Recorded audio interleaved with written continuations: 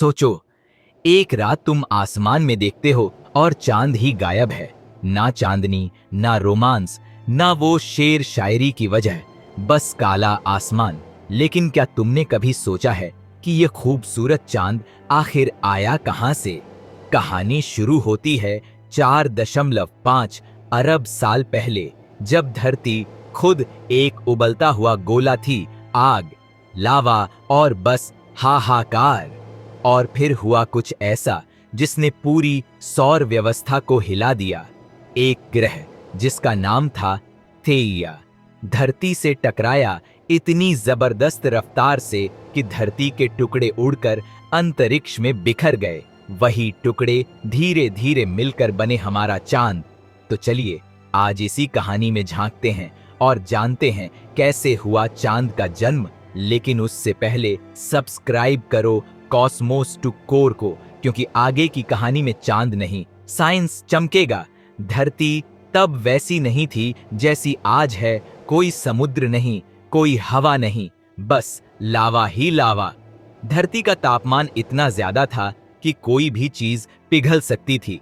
वैसे सोचो, उस टाइम अगर किसी को गर्मी लगी होगी तो वो कूलर नहीं, क्रेटर बन गया होगा। अब कहानी में एंट्री होती है थेइया की, एक मार्स जितना बड़ा ग्रह।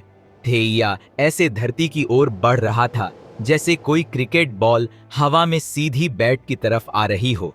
लेकिन ये बॉल थी अरबों टन की। और फिर बूम, इतनी बड़ी टक्कर हुई कि धरती का आधा हिस्सा पिघल गया। धरती के चारों ओर धूल, चट्टानों और गैस का विशाल बादल फैल गया।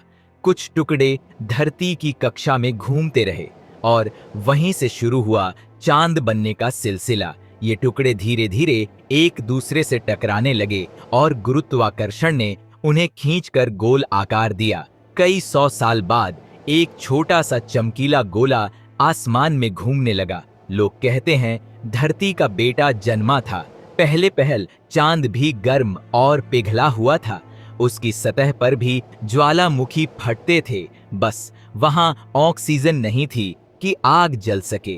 कभी कभी लगता है चांद उस टाइम स्पेस का BBQ बना हुआ था। धीरे धीरे करोड़ों सालों में चांद ठंडा हुआ, उसकी सतह जमी और जो गड्ढे दिखते हैं वो उसी समय के निशान हैं जब उल्कापिंड उससे टकराते थे। धरती और चांद ऐसे हैं जैसे बेस्ट फ्रेंड्स। धरती उसे पकड़ कर रखती है और चांद उसे बैलेंस करता है। अगर चांद न हो तो धरती का घूमना भी गड़बड़ा जाएगा।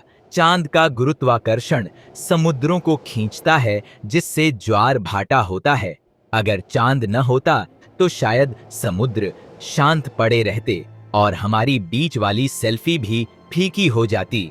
दिलचस्प बात, जब चांद बना तब धरती का एक दिन सिर्फ 6 घंटे का था।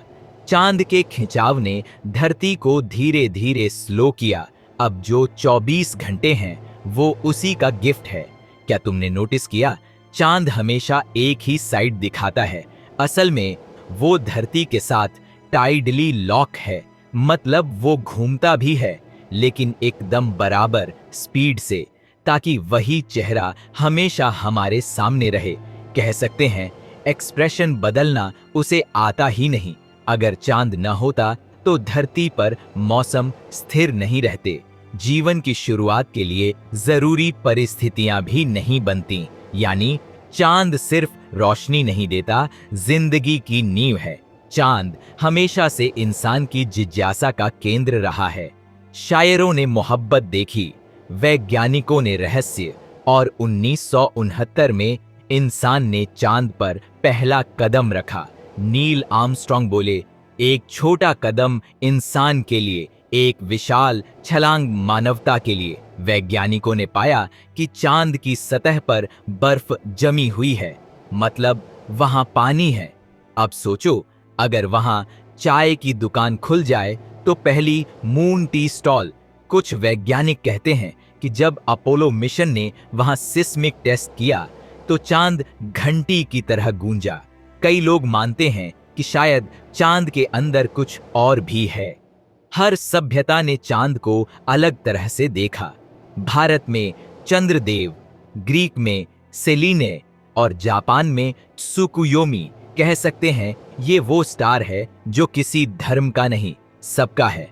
नासा और इसरो अब चांद पर बेस बनाने की तैयारी में है।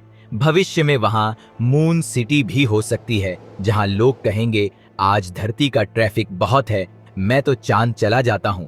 वैज्ञानिकों का मानना है कि चांद के बिना हम ब्रह्मांड को इतने अच्छे से नहीं समझ पाते। वो हमें दिखाता है कि हर टक्कर, हर तबाही के बाद भी कुछ खूबसूरत बन सकता है। असल में नहीं, चांद हर साल धरती से 3.8 सेंटीमीटर दूर जा रहा है, यानी लाखों साल बाद चांद दूर चला जाएगा। तो अगली बार जब उसे देखो, थोड़ा इमोशनल होना बनता है ना। तो दोस्तों, अब जब भी रात को चांद देखो, याद रखना वो सिर्फ आसमान की शोभा नहीं, बल्कि धरती का हिस्सा है। अगर ये कहानी पसंद आई, लाइक करो, कमेंट करो मून लवर, और सब्सक्राइब करो कॉस्मोस टू कोर, जहां हम हर हफ्ते ब्रह्मांड की गहराई में उतरते हैं, क्योंकि हर रात की कहानी में छिपा है एक कॉस्मिक रहस्य।